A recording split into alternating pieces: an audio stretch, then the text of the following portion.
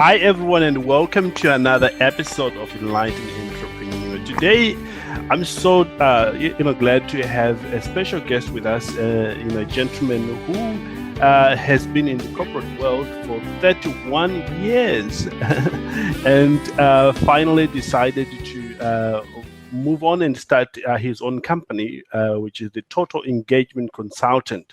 And the gentleman I have here with me is Stan.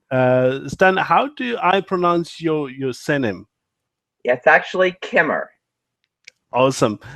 Stan Kimmer is a well-known expert when it comes to business consultant, and has graciously consented to this interview to share his extensive knowledge and experience, so that you, as a business owner or a budding business owner, may learn from and maybe avoid some of the mistakes that he has seen in running business or in associating with other business people. So, welcome to the call, Stan.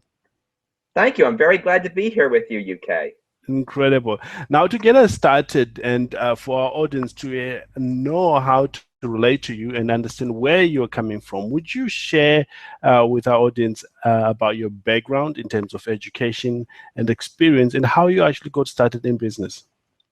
Yes, I actually received an undergraduate degree in management science and then my MBA from the University of Chicago. And after getting my MBA, I started my career at IBM, and I worked 31 years in IBM in a variety of functions. I worked in sales support, in finance, marketing, brand management, operations, and in HR. And then I got a little bit tired of the corporate world and decided it was time to retire. And when I retired, I initially was not planning on going back to work.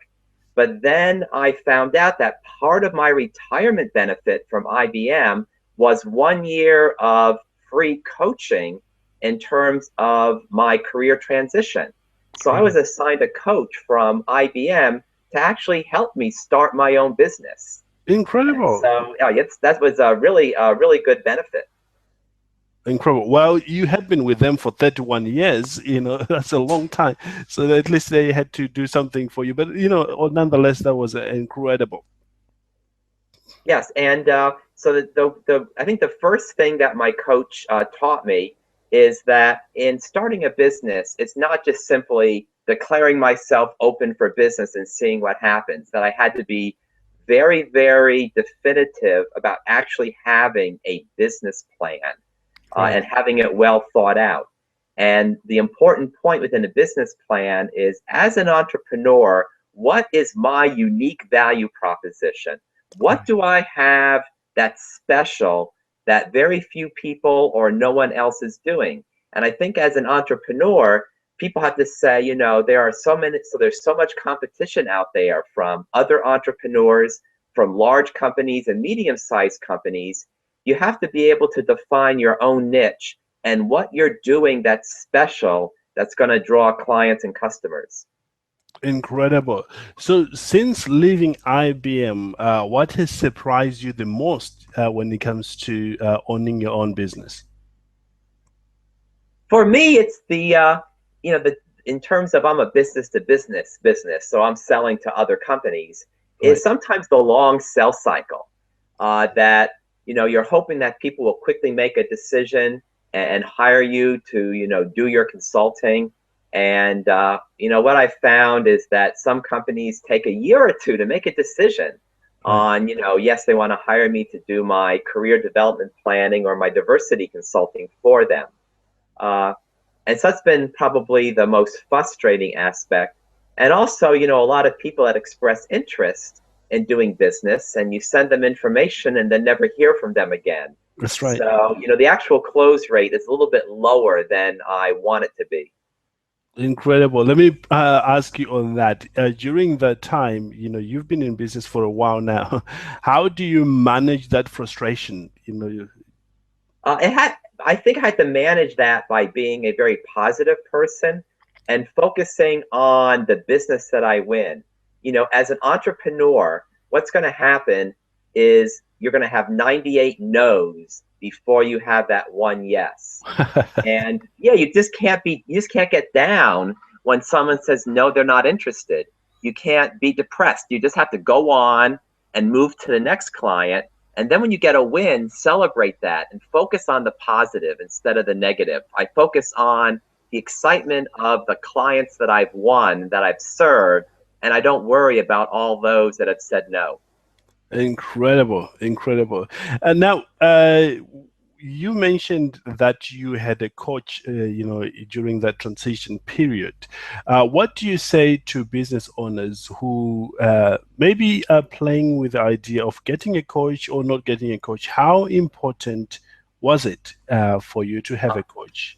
Actually, I'm going to even expand upon that. Not only do I think it's important to get a coach, but find maybe 4 or 5 other people, in your area that you can ask to be mentors for you. And that's one thing my coach suggested. She said, look for other people that do the work that you do, and invite them to lunch and ask them about how they succeeded. And what I found is that there are other diversity and career consultants that were very happy to sit down with me and share my knowledge.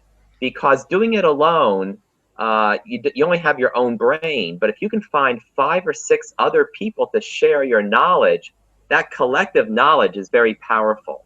So I think it's very important not only to have a coach, but find other people who can help you with your entrepreneur journey. Incredible. We are very privileged as well, here at World Outsourcing Solutions. Thanks to what we're doing here, we started what we call mastermind groups with other entrepreneurs from all around the world. So if you are listening and you are interested in getting to know about these mastermind groups, I highly recommend it, just like Stan has been saying, in line or in connection with coaching. Let's dive into the mistakes, Stan, that you may have committed or that you see other business owners making, which slows them down or stops them from going after their goals. Yeah, I think I'm going to talk about some things that have frustrated me, and then talk about other errors that I see people doing. Yes. I think for me, some of the errors I made were maybe spending too much time going over business that had a low chance of winning. Speaking to groups where there is very little opportunity to get business. My time and your time as an entrepreneur is very valuable. So Absolutely. you need to really say, where should I spend my time to go after business that has a high win rate? So, I only try to accept speaking engagements when I know that there are people in the audience that might be good business prospects. The mistake I see people making, and that I think I've avoided, is entering a field that is too crowded already, Right. and just kind of jumping in, and everyone is just like you. If there is, one area that's very penetrated is coaching, career coaching. Right. There are hundreds of career coaches. And if you just jump in and say, I'm a career coach, there's too much competition. You need to say, okay, I'm going to be a career coach, but here is my unique area that no one else does. And so it's very important to define how you are different and the value that you bring that no one else does. And just jumping in and being a me also, or being like everybody else, can be a big mistake. Absolutely, it will slow you from getting to, to serve a lot of people, because some people have been in it for a long time. They've built a client base. They've also built their credibility. So, for you to just go in and start, it will be a long road. It can be done, but a long road. Yes, for example, like in a neighborhood, if there's already 3 Italian restaurants, Yes. it would not be wise to open up a 4th one. You might want to say what's missing. Maybe there's no Asian restaurants in this neighborhood, or no French restaurants. You need to say, what can I do that, other people are not already doing? Incredible. My next question may sound like an obvious question here, but what should they do if they have already sort of made these mistakes and they want to fix it? What would be the necessary steps they need to take? I think it's that, analyze, first of all, analyze your own business. Right. What do I have to offer? analyze the marketplace. You Right. know, what areas are not being served that I can go after? What can I carve out that I can uniquely address? Yes. And then feel free to relaunch.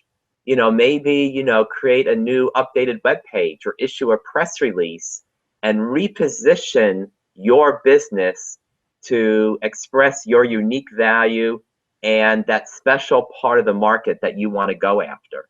Incredible. The sooner the better, really, and you will be able to. You'll be grateful that you managed to do that. Yeah. Let's jump on to the next mistake that you see a lot of young business owners make that really they can avoid making. Again, I think the one is spending too much time to go after business that is not really true or valuable business. Right. I think important is to sit down and say, okay, who are the customers I want to go after? What customers have the money to buy my product or service? Right. What customers are going to be more likely to say yes and do business with me, and prioritize, Right. because you can't go after everybody. And there's also a lot of companies out there like, I have people that, oh, you need to write a book and spend $10,000 with me and I'll help you write your book. And that's one way you can sell. Or, pay $20,000. You can go to this conference that we're sponsoring that has qualified candidates. Right. And, I can quickly spend a lot of money and do things that really might have a low rate of return. So That's really analyze and say, where are my biggest chances for truly winning business, and spend your finances and your time in those areas. Incredible, wise wisdom there. And if you're listening, I encourage you to take notes, just like I'm doing here, and actually implement these notes, because these little nuggets, some of them, in my experience, have ended to be like a key which opens up a massive door of success for you. Is there any other mistake which we haven't brought up that you feel would benefit our audience if they know about? I think I've covered the major ones. Right. One other thing though is learning how to say no. Right. Because two things is, a lot of people will call you and say, can you sponsor my organization? Right. Like if you have a restaurant, a lot of nonprofits will say, can you provide free food for my benefit? Right. I have a lot, as a consultant in diversity, I have a lot of diversity events saying, can you place an ad in my book? Can you support my event? Can you do a $500 or $1,000 sponsorship? And so I get a whole lot of requests to support community organizations, and I could easily blow my entire budget. So again, I have to learn how to say no and say, okay, which of these community events am I going to really sponsor because they truly align with my business? Mm-hmm. And then also, companies that want, freebies. Can you come and do this free presentation, for my group? That's And right. again, I have to say no, because if I say yes to everybody, I'll be spending all my time doing free work for people and not making any money in my business. So people need to be very careful and know how to say no, and then know how to prioritize and say yes to the few good things. Incredible, incredible. Thank you so much for sharing those those strategies right now. But if we are to look back, how did you get your first client, those initial steps? Actually, I was very, and it's a good story, because I was really excited to win this first client. The day after I opened my business, Right. there was a newspaper article about a security firm that asked two lesbians to leave a shopping mall for holding hands. Right. And it caused a lot of negative press for the shopping center and for the security company. Right. And in the article, the manager of the security company said, we're going to have diversity training for our security guards. I saw that and I wrote a letter and said, hey, that's exactly what I do. And the man wrote me back and said, we're now taking bids for our diversity training. And I submitted a bid and I won the business. Beautiful. And I wasn't even the low bidder. I was in the middle. But he told me that he selected me because I came across as the most passionate and the most committed to the work that I was doing. And so 2 weeks later, I was doing diversity classes for all the security guards of the security firm. And it was a real excellent experience. Incredible. And I assume that now, you have gone on to develop, latest strategies to getting more clients. Yeah, how do you do that at this point? Yes, in fact, I have two major strategies. The first is I do offer to speak for no charge to groups of HR managers. Human resource managers are the ones that make decisions on diversity training and diversity consulting. And they also often make decisions about career development of the people in their companies. And so I speak at statewide and local HR conferences about my areas of expertise. I usually give away books about what I'm speaking about and collect business cards and do drawings to give away the books. And then I contact those people afterwards and sell to them. And so far, I've won over half my business from people that heard me speak at these kind of events. And Wonderful. my second area is I'm a certified gay lesbian business owned business through the U.S. National Gay and Lesbian Chamber of Commerce. Right. And a lot of companies include LGBT owned businesses in their supplier diversity program. So I go through the supplier diversity professional within these major companies to get introduced to the line managers making decisions. And I go to an annual conference where I have meetings with supplier diversity people to present my products and service offerings. So if you're a diversity-owned company, like a women-owned business, a minority-owned business, a veteran-owned business, an LGBT-owned business, you can leverage your diversity attribute through corporate supplier diversity programs. Incredible. There you have it, guys. Stan sharing openly how he is managing to do that. And really, you'll be able to, to see what Stan is doing and be able to implement that for yourself as well. Stan, talking to somebody who has been in the business, maybe different from yours, what would you say to them about incorporating diversity training in their organization? Oh, I would say it's extremely important for two reasons. Number one, as you are growing your business and hiring people, you want to make sure that you have the very, very best people, and you want to get those from the most diverse environment that's out there. There are minority people, there are women, there are gay people who are very talented, and you want to make sure that you have a workplace where everybody feels welcomed and included and feels free to come and bring their full selves and their expertise to the workplace. Right. And then second, you want to have the expertise to go after a diverse marketplace. That all the diverse constituencies have a lot of money and funds to spend, and you want to make sure that you're reaching as broad and diverse market as possible. So again, diversity training helps address the diversity of the workplace and the diversity of the marketplace. Incredible.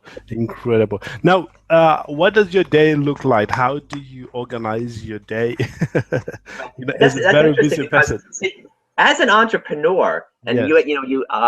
one thing talking about why leave a large company, become an entrepreneur.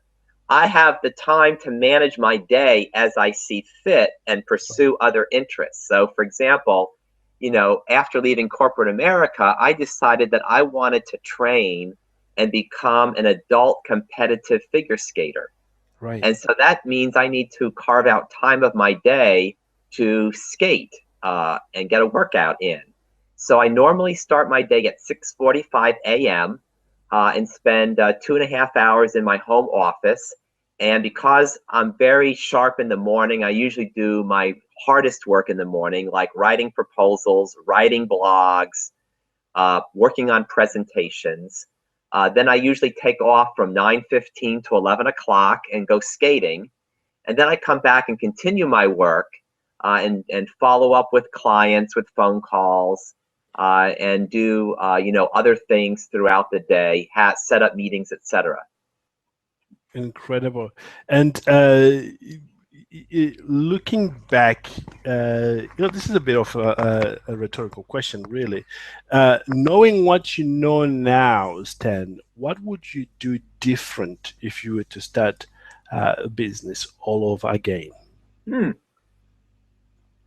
That's an interesting question because I'm pretty excited about the way things have gone, Yes. and I don't think I would do anything differently. Right. What I might do is really fine tune my sales and marketing strategy, Right. and figure out how to increase the close rate, on winning business, and really analyze, the clients I'm going after, and perhaps see if I could maximize, winning more business. That would probably be the one area I would really want to improve in. Incredible. Incredible. Well, Stan, we are coming toward the end of our time together here, but I'm quite certain that in our audience, there are people who want to connect you at at different levels. How can they connect with you? Where can they find you, first of all? And secondly, what services do you offer currently that the audience can benefit from? Okay, excellent. I welcome anybody can email me at Stan, STAN, at totalengagementconsulting.com. And that is also my website address, www.totalengagementconsulting.com. And I have a pretty robust website. I have a lot of explanation of my areas of service. I have a couple of self-assessments, tests that you can take to see how good your company is doing in the diversity area and how good your company is doing in terms of career development. Right. I have a quite active blog. I blog about 3 or 4 times a month on topics of diversity and career development. Right. My 2 areas that I offer, and I am primarily a business-to-business enterprise, so I sell to other companies. I offer diversity training and diversity strategy consulting. All areas of diversity. About half of my clients do have me do broad diversity, but about half of my clients have me focus on the gay, lesbian, bisexual, and transgender workplace and marketplace. And then also I have a very innovative process called Total Engagement Career Mapping, where you can engage your employees in longer range career planning, which will make them more excited about staying at your company and also get them more engaged so that they'll perform at a higher level. Incredible. In line with that, I was going to ask you, what are the hottest areas in diversity and inclusion rights now? The 2 hottest areas that I see is, first of all, generational diversity. Right. Because the older employees are delaying retirement. There are a lot of people in their 60s and even 70s staying at work. And now you have the younger millennials coming out of college and going to work. And there's often a misunderstanding or stress between the older and younger workers who don't understand each other's culture and communication style. Right. So a lot of companies are focusing on intergenerational diversity training and how do we get different generations in the workplace to understand each other and communicate and work better together. Right. And then the second area that's really hot is the transgender area. There's been a lot more, some very high profile people who have gone through gender transition, like Chaz Bono and Caitlyn Jenner, who used to be Bruce Jenner, Laverne Cox, who's on a very popular television show here in America. And a lot more people are now being open about being transgender. Right. And a lot of companies now, want to have more training in terms of how do we treat transgender employees respectfully and what do we need to do to support them. Right. Right, and you see that being one of the need that companies need to cater for before they are left behind, so to speak. Yes. Incredible. And finally, why is your career development offering so important in today's business world, Stan? In today's business world, one of the reasons why people want to stay, working for their company is that they feel their company really is concerned about their growth as a professional. Right. And that if a company expresses to people that we want to help you build your skills and grow, they're more likely to stay with that company and do the best. A lot of companies have very good models for building skills in the job that you're doing today, but sometimes companies leave out the longer range career planning, telling their employees, what are some possibilities for you 5 or 10 years down the road if you stay with us? How can you grow and expand into other areas? And so my innovative career mapping process delivers company-specific module for employees to get engaged in planning their longer range career at that company. Incredible. Well, Stan, thank you so much for such a great interview that you've shared with us and all this knowledge that you've shared with us. Obviously, you are the go-to person when it comes to consultation with what we've been talking about. And for those guys joining us, I would encourage you to take another look at totalengagementconsulting.com for more information and if you want to get in touch with Stan. Stan, is there anything that you would like to say maybe as a last word for our audience here before we wrap things up? Well, for those who are entrepreneurs, the biggest thing is stay positive. Right. Don't get down when you lose customers, or don't get down if it takes a few months to get your business off the ground. You just have to stay diligent and excited about what you're doing. And then for those people who might belong to larger companies, I hope that you do explore my offerings and contact me for assistance in diversity or career development, because I'm really excited about what I do and I'll do a fantastic job for you. And again, I look forward to hearing from anybody who wants to email me or contacting me through my website. And UK, I really appreciate this chance to do this interview, and I wish you the best in the work that you're doing. Incredible. Thanks again, Stan, for that. And for our audience, I hope you managed to take a lot of notes. And for anything that you want or clarification, again, Stan is welcoming any emails from you. Or you can send us an email at support@worldoutsourcingsolutions.com, and we'll put you in touch with Stan. With that said, I would like to wish you a great day in whatever you are doing. And as usual, live with passion and go after your goals, because today is the day that you are to live with passion. Have a great day, everyone.